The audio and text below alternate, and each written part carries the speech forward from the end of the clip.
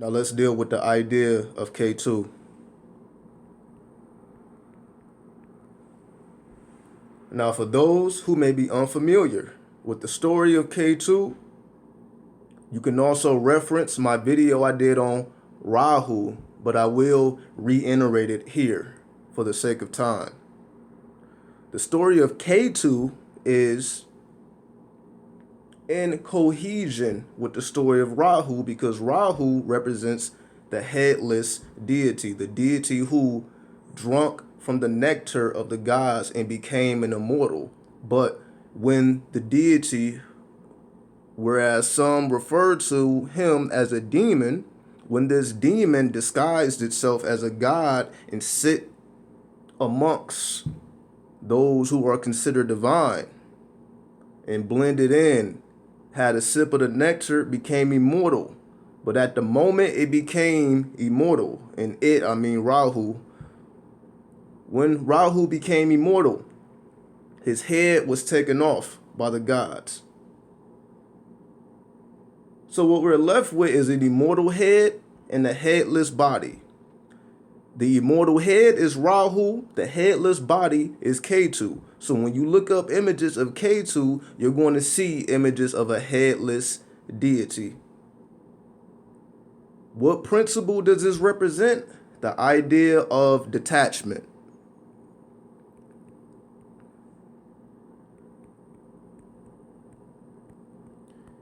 If you break down the letters of Ketu, you're going to get the number 3, which represents expansion.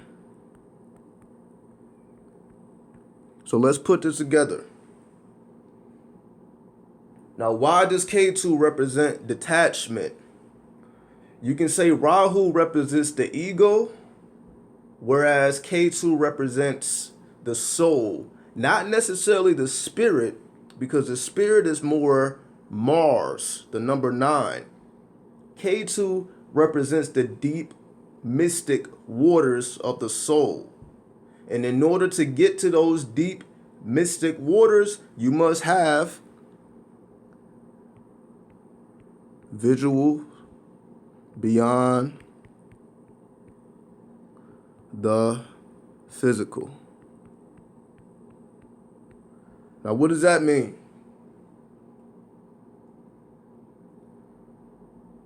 To have vision or visual beyond the physical means you are able to tap into the energies of the divine, which is called divination.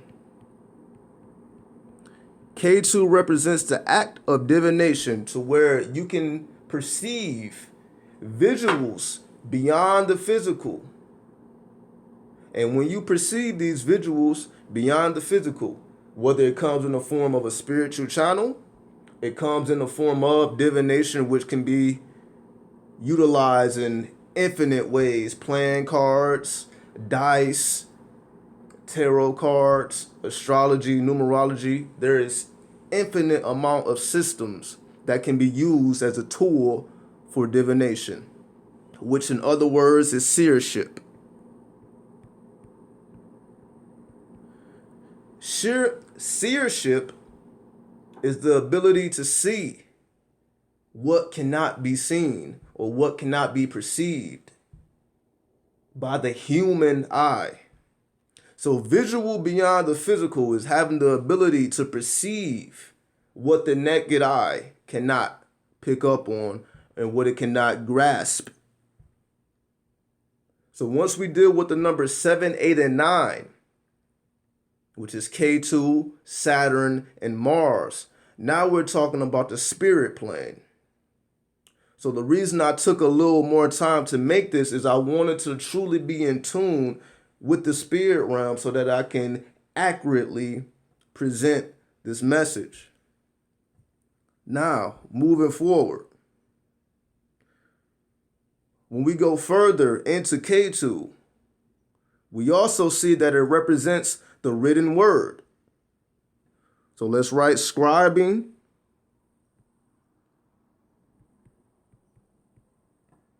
inner visuals / Written word slash scripture.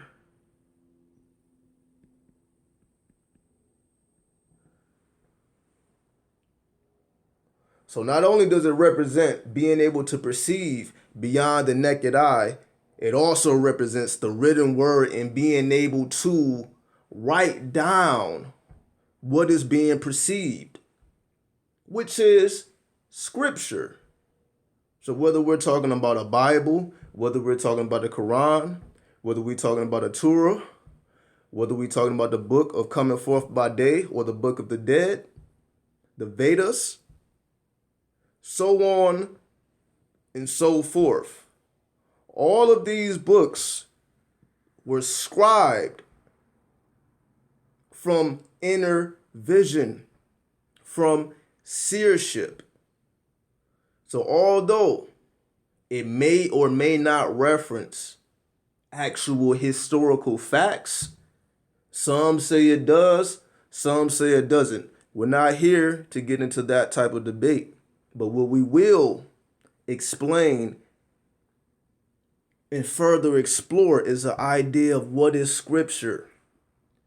And is it something that certain people only have access to? Or is it a way of life? Because when you are the seer, and when you practice seership, which is the ability to divinize or to tap into your divination. Now let's further explore what divination is for those who may not truly understand what's being said. So when you look at divination, we have two words. We have divi and we have nation. Divination. Now, when we break this down, we break down to nation of the divine. And what is a nation? What comprises or what a nation is composed of is ideals. And what divine is the highest or the most supreme. So what we get is ideals of the supreme. This is what divination is. Being able to tap into the highest ideals available to mankind. And how do you do that? The process or the act of divination, which makes one a seer, which is a way of life. It's not something that you can turn on and turn off. Once you put on those visions, those visuals, once you put on those glasses, in other words, just to use a metaphor or an analogy, once you put on those magic glasses, they cannot be taken off. So in other words, when a person agrees, whether before they had a physical body or during their physical life, to become a seer because it's in their blood. Because a lot of who we become and what we are goes back to the DNA. So although it may seem as if we have free will and we are free thinkers and we have freedom of choice, it all simply boils down to what is in our blood, because we can only be who we are, and who we are is embedded within our DNA codes. Moving right along. Before we go into the supreme mathematics and the supreme alphabet, the last point I want to touch on is astral travel, because this is when we start to get into astral travel.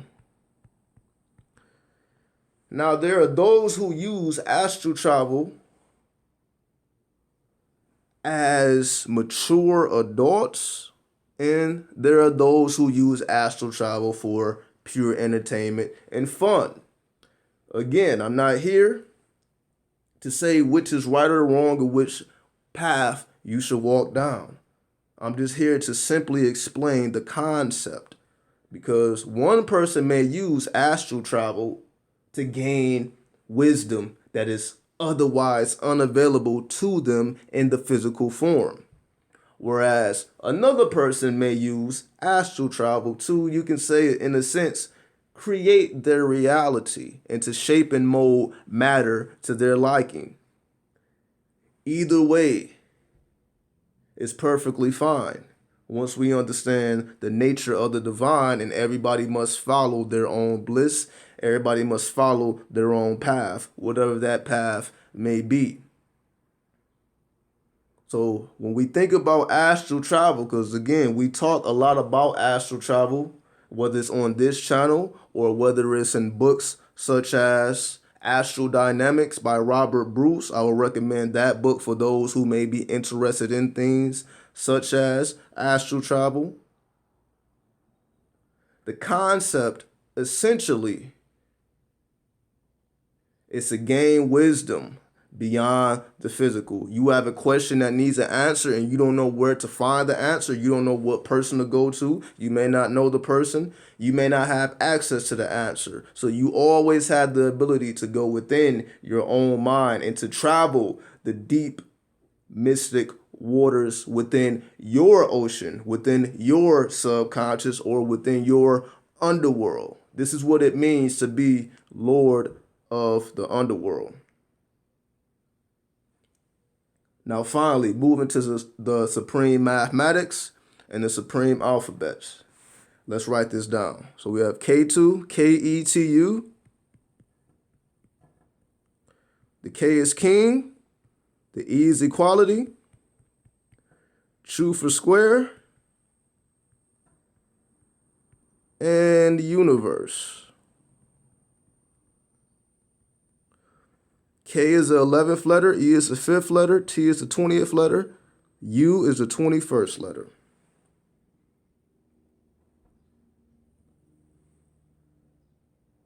To be a king, one must deal in equality.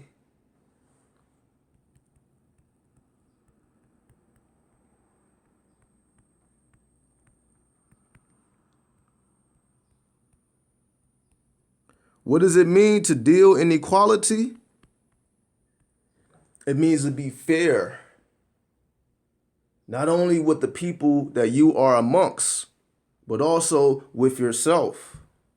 Because you can't be fair with people and unfair with yourself, or fair with yourself and unfair with the people.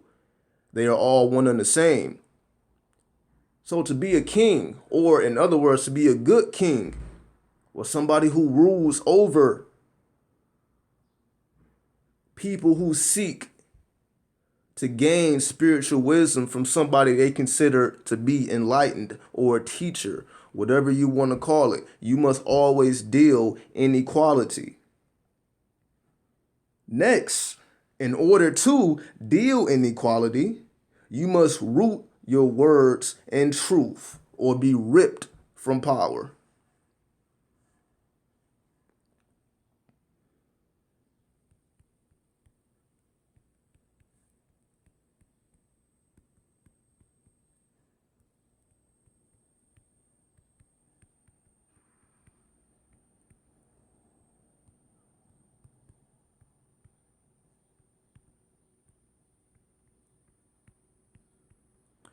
We know that we speak our reality into existence. So whenever we speak, we must assure or be assured that everything that comes out of the womb that we call the mouth is truth. We speak nothing but the truth. Because when you speak nothing except truth, you will always be protected by the universal laws, because the universal laws are rooted in truth. And when you start speaking anything other than the truth, you are essentially asking for a slow death, because the people will eventually turn on you, or you will turn on yourself because you are now misleading yourself. And if you are misleading yourself, you cannot lead anyone to success. It will always result in failure, and that is the square. truth or square, when you are moving in accord with universal truth, you will find success. And anybody with you will find success. And when you are moving in accordance to lies and deceit, you will always find failure, and those around you will find failure, and people will start to turn their back on each other, so on and so forth. Meaning everything will happen except detachment. Because we are seeking and exploring the principle of detachment, and it must be rooted in truth. Because if it is not rooted in truth, the last thing you will be is detached and be able to practice your seership. So let me write that last part down. To be king, one must deal in equality. You must root your words in truth or be ripped from power. Lastly, truth will always lead to success. And truth is just being in tune with universal law. So, this is a realm of Ketu, the ideals associated with Ketu, and how to utilize this for yourself right now in real time. We out.